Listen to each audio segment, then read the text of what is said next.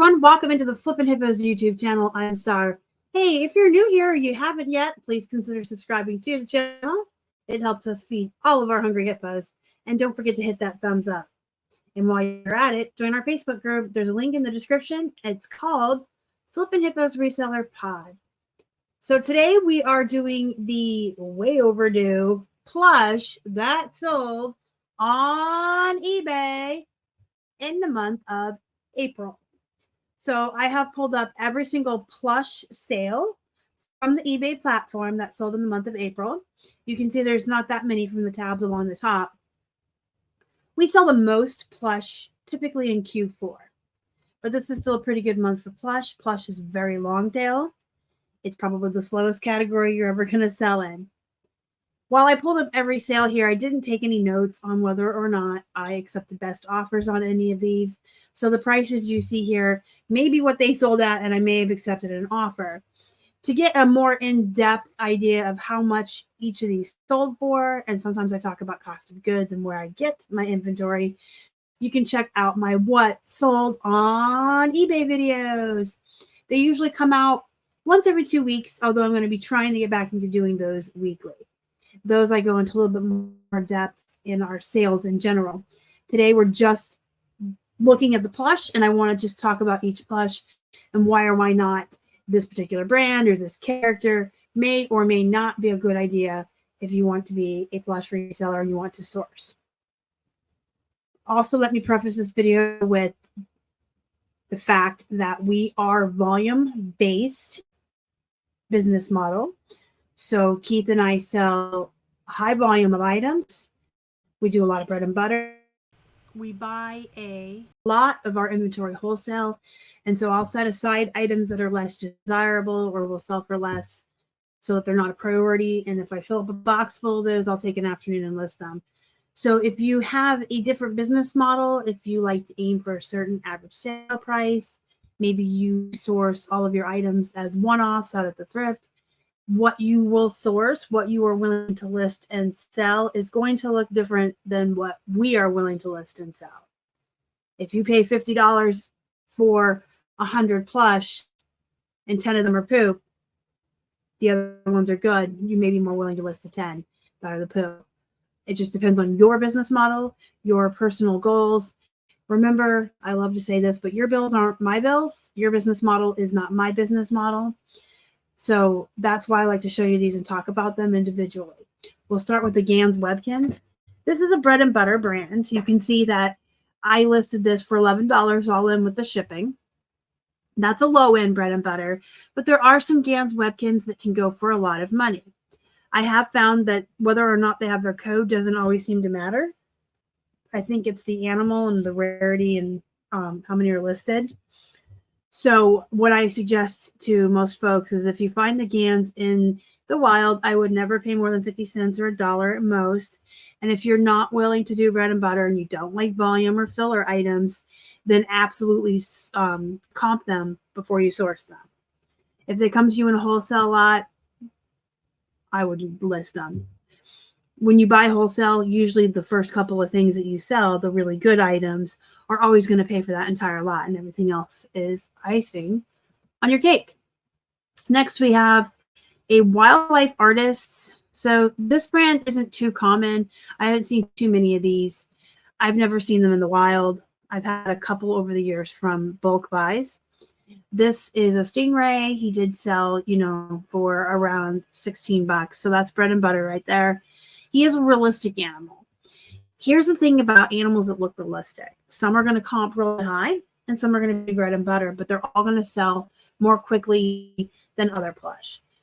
Like I said at the beginning of the video, plush is really long tail. It's very, very slow. But there are certain plushes that will sell more quickly than others. Realistic plush, jumbo plush. It also depends on the time of year. You're going to sell more Christmas plush. In Q4, you're going to sell the plushies with the hearts and everything around Valentine's Day and the Easter plush. But all plush sell all year, so list all the things all the time. I sell everything I just mentioned all year round. There's just certain times of the year when you see an influx where you're selling more. Also, keep in mind that you're using the right keywords. Putting Valentine's Day and Easter in your title will always help. Realistic and jumbo animals are always going to be your best bet. And then another thing that can come into play with your sales and how fast plushies are going to sell, or how much you can even list them for, is what is going on in pop culture. So keep your fingers on the pulse of that. Keep an eye on what kids' movies are coming out. Keep an eye on what kids' shows are new or popular. If a new troll movie comes out this summer, the popularity of trolls is going to go up again. So you can go back into your already listed troll plushies and raise the prices and expect them to sell. So just keep an eye on especially kids movies and kids shows. Those can definitely assist or hinder your sales with plushies as popularity waxes and wanes. And I did show you guys a plush that sold in this week's What Sold video for May. We sold a brony, or a pony for bros who like ponies. They call themselves bronies. They have conventions. So keep your eyes out for that. When is there a Comic-Con? When is a Marvel movie coming out? When is there a BlizzCon? Things like that. We're going to go through these a little more quickly. This guy did not have any tags at all. He's probably a Thai Beanie Baby, but if I don't have tags and I cannot clearly say that something is a specific brand or a character, I do not use those keywords in my title. I don't want to risk Veros. I don't want to risk the health of my account or getting suspended. This is absolutely how Keith and I pay our bills. We're both full-time resellers. If we risk our eBay store, we're risking eating and paying our bills. You know what I mean? So if I have a Mickey Mouse that's clearly a Mickey Mouse, I would use Mickey Mouse in the title if I didn't have tags. But sometimes you can't really tell if a character. I had a dog once that looked like Tramp from Lady and the Tramp, but I wasn't quite sure, so I just didn't use it. Especially with brands like Minecraft and Mojang, they will come after you if you don't have tags. So just be mindful of that. But also remember, you can sell generic plush. You can sell plush without tags. People will buy them. Just do really good photos and really good keywords. Build-A-Bear, one of my favorite brands to sell. Some Build-A-Bears are going to sell for around $18. Some are going to sell for $15, $16. You can sell their clothes separately. You can strip them down and sell everything separate and make more money. Build-A-Bear is still a really good brand. People think it's not, and they're listing these at $5 free ship, and they need to stop because that's not what the value of a Build-A-Bear is. These are luxury animals. You have to go somewhere to actually make in person or order online or find them secondhand. And they're like the craftsman tools of the plush world. If yours has a tear or a rip, you can take it to the animal hospital and they will fix it for you for the lifetime of the animal. So don't overlook Build-A-Bear and don't underprice them. This guy's really cute. He's an alligator. We have a Hershey's Kiss. So I have a couple more of these left. I'm going to let them sell out, and I'm not going to search for these anymore. If I got one in a wholesale lot, of course I'm going to list it, but I'm not going to source these. About 8 years ago, when I first started being a reseller and getting into plush, Reese's plushies, Hershey Kisses, Hershey bars, those were all a little more popular and sold for a little bit more money. Not so much anymore. A mouse, again, something without a tag. Just a generic little beanbag mouse with a really cute face. I just went ahead and listed it as a generic or a brandless plush with good keywords. Beanie Baby lot of iguanas. You guys remember that one time I decided to try Goodwill Blue Box plushies and I got like 30 pounds of Beanie Babies. I did go ahead and lot them up and list them. This one I listed for $20 plus 10 shipping, you know, and it sold. It's 3 iguanas and one lizard that's different, but they still sold in a lot. You can do that also with your poop, or if you get items in a bulk buy that aren't as desirable, you can absolutely make lots. With plush, just put like animals together. Sea animals, farm animals, lizards, dogs, cats, bears. With clothes, you can lot blouses together. Like if you have 4 or 5 women's tops that are the same size and they're Walmart, you can put them together. Build-A-Bear clothes, you can make outfits. There's always creative ways to sell your items and make money. And keep in mind right now, the economy is not that great. And there are a lot of people out there who do not have discretionary funds to spend money. They're coming online. They're coming on Poshmark, eBay, Mercari, all the other selling platforms in droves to look for affordable secondhand items. And the popularity and the value of secondhand items is definitely increasing over time as people go away or move away from fast fashion and all of that. So it's definitely kind of in right now for folks to be looking for deals in secondhand items. That doesn't mean race to the bottom. It means list everything and sell everything, make lots, clean out your own closets and sell stuff. There is ways to still make money. A pig hand puppet.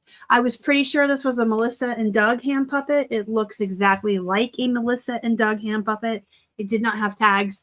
I did not want to risk that, so I just put pig hand puppet. Puppets are really good, by the way. There's some like Folk Manus that will sell for a bunch of money.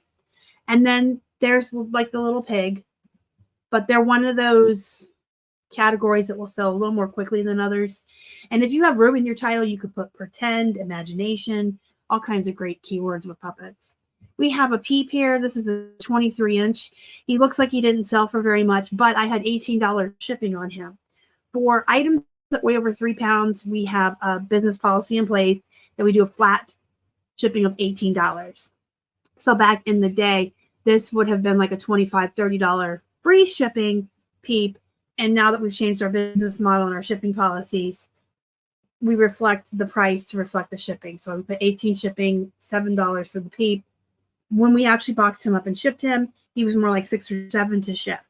I did not refund any shipping to the buyer because this is the all-in price. The $25 is what I wanted for this peep. If I would have sold it for $25 free ship back in the day, shipped it for $6, great, I made more money. If I sell it this way and I ship it for $6, great, I made more money. Your buyer sees at the time of checkout how much they're paying all in, taxes, shipping, and cost, and they agree to it. You do not need to feel any type of way or refund money. In fact, your prices should be reflecting the value of the item, period. And by that, I mean what I just said.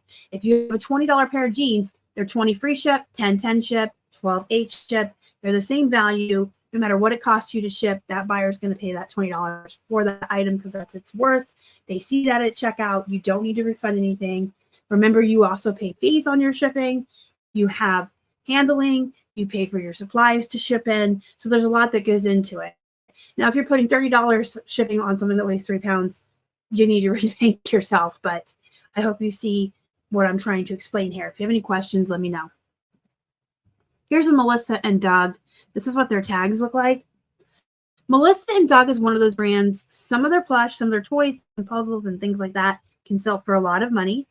A lot of the plush that I find of Melissa and Doug are these single small animals that are actually from a set. This cat is from the Examine and Treat Pet Vet Play set from Melissa and Doug. I find dogs, cats, farm animals. I find the pig puppet. I find Mickey Mouse puppet that actually came with Mickey Mouse and Friends originally. So a lot of these that I find from this brand are just pieces and bits and replacement parts to an overall set.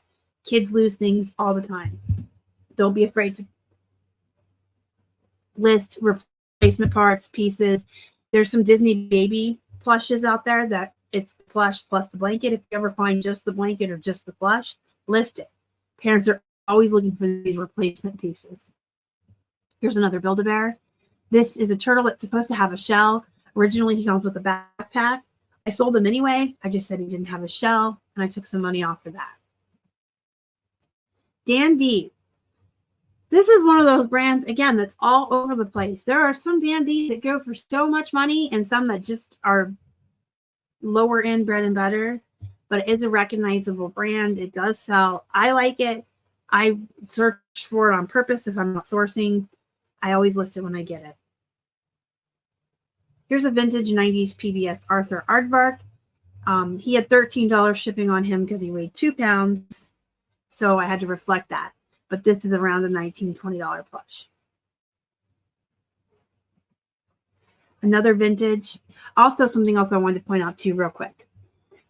When I do a vintage plush, or when I do anything vintage and I have a date, I don't put the exact date in the title because it's too specific. Typically, if a buyer is going to do a search for an Arthur, they're not going to search for 1996. Unless they're looking for this specific plush, they might type in 1996 because they're looking for this specific one. But I have it in the description, so it may show up in the search anyway. But most people are just looking for 90s or 80s. So in the title, I put 90s, I put 80s, and then in the description, I put the actual year from the tag. And this is Dino from the Flintstones, by the way. This is the vintage Jerry Elsner. So this is the brand you should be on the lookout for. This is what the tag looks like. These are vintage plushies. I listed this one for like $35 plus 13 shipping. It was on sale here. So this is a pretty good brand. It's a realistic sheepdog. Keep your eyes out for that. Another just generic plush. This one did have tags, but no real brand, no discernible anything. So I just listed them as a generic sheep. This vintage 1980 Dakin Brown teddy bear has just made a liar out of me. No, this is one of my older listings. So this is before I had switched over to just putting 80s in the title. That was something I had just recently learned last summer at List Perfectly. The List Perfectly event, the camping party in Phoenix. So that was something I had just recently learned. This must be an older listing, but pass that knowledge on to you guys. And this is a good one too. So look for vintage Dakin plushies. They can go for a lot. Here's the Jetsons. He's most likely vintage as well, but I didn't have a date on his tag, so I did not put it. You can put it if you want, if it's clearly a vintage. Here's another Melissa and Doug, again, with the replacement. So they have a toolbox drill, sorry, not drill, a toolbox plush set for kids. This actually vibrates when you pull that string at the bottom. This drill like vibrates like a real drill would. And the original set had a whole bunch of different tools in it. So somebody's kid lost the drill. They were looking for a replacement, or they just wanted the drill. Another generic, just a Bengal White Tiger. The Stay Puffed Marshmallow Man. Now, there is a new Ghostbusters coming out soon. In fact, I think it might already be out, or it's coming out very soon or in the summer. Because I keep seeing that Emu Limo commercial. What insurance is that? Anyway, the Emu Limo guy, the insurance company. I keep seeing that commercial on Hulu when I'm watching true crime when I'm working. And he's calling Ghostbusters, and there's going to be a new movie. So had this not sold in April, I would be raising the price a little bit because, again, the popularity is going to go up. This is from Pathfinder. It's a dice pouch. If you know, you know. And if you know, you're a nerd. It's one of those nerd games that requires dice. I had bags like this when I played D&D and stuff. Nerd stuff does really well, by the way. And a little tiny poopy Hallmark itty bitty. So if you find Doc McStuffins animals, they're good. They used to sell for more when I first started. This is one of those shows that was really popular and I did really well. There's a hippo, there's a lamb, there's several animals. It's not as popular, but they still sell. This is just because it's so tiny. It's a Hallmark itty bitty. But if you found a larger, not itty bitty, her name's Lammy. There's a hippo that's like a chef. They do really well. All right, so that is all of the plush that sold on eBay. Let me say that right. Plush that sold on eBay in the month of April. If you guys have any questions, comments, or concerns about selling plush in general, reselling, anything, let me know in the comments down below. If you want a quicker answer, because I do answer everybody, but I do get behind, go to the Facebook group. I check in there several times a day. Until next time, go be productive, go make some money. And as always, thank you so much for watching. Y'all are the best. Bye.